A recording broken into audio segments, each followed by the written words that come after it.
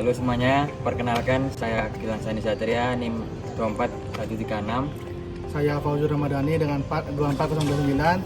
Saya Muhammad Andi dengan NIM 070.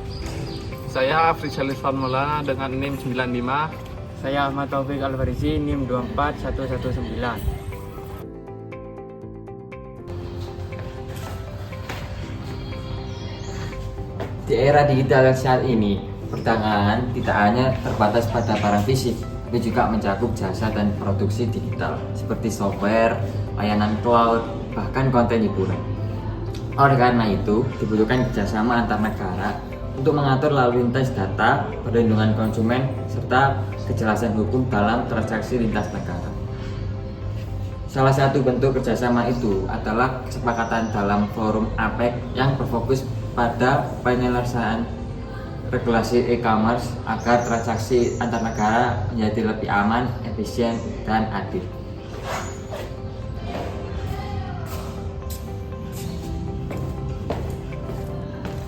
Nah, APEC sendiri adalah forum kerjasama ekonomi kawasan Asia Pasifik yang memiliki agenda besar dalam perdagangan digital.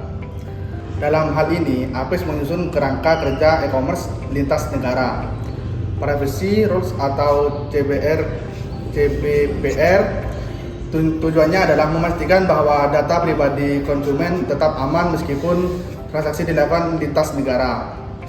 Selain itu, APEC juga mendorong agar setiap negara anggotanya memiliki regulasi yang seragam, misalnya tentang perlindungan konsumen digital, transparansi harga, dan keamanan transaksi online, hingga penting untuk meningkatkan kepercayaan penggunaan dan pelaku usaha.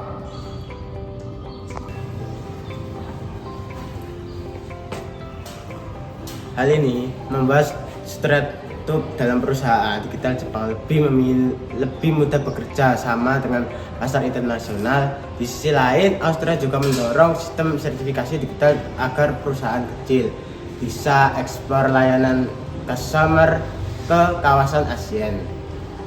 Artinya negara-negara yang lebih maju dalam infrastruktur digital bisa menjadi contoh bagaimana regulasi yang tepat justru memperkuat ekonomi digital dan membuka peluang kerjasama lintas batas.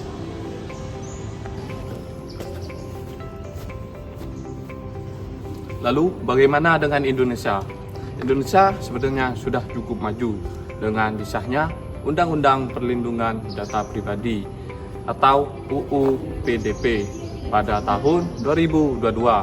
Tapi tantangannya itu belum selesai, masih banyak UMKM yang belum paham pentingnya keamanan data atau bagaimana cara mematuhi standar internasional.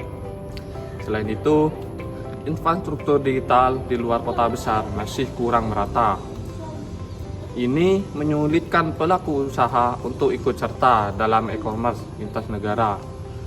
Meskipun begitu, beberapa platform besar seperti Tokopedia, Bukalapak sudah mulai bergerak ke arah sertifikasi CBRP agar bisa masuk ke pasar global, tapi masih terbatas.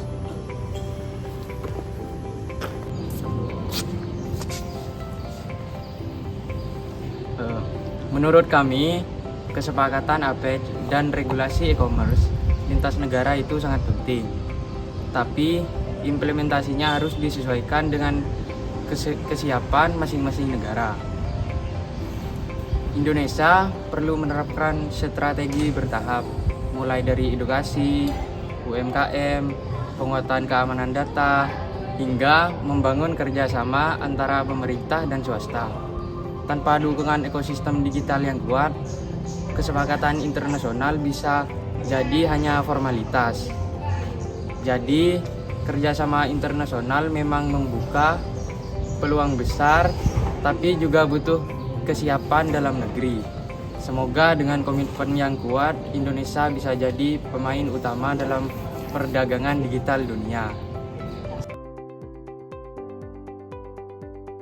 Sekian dari kelompok kami, kurang lebihnya mohon maaf.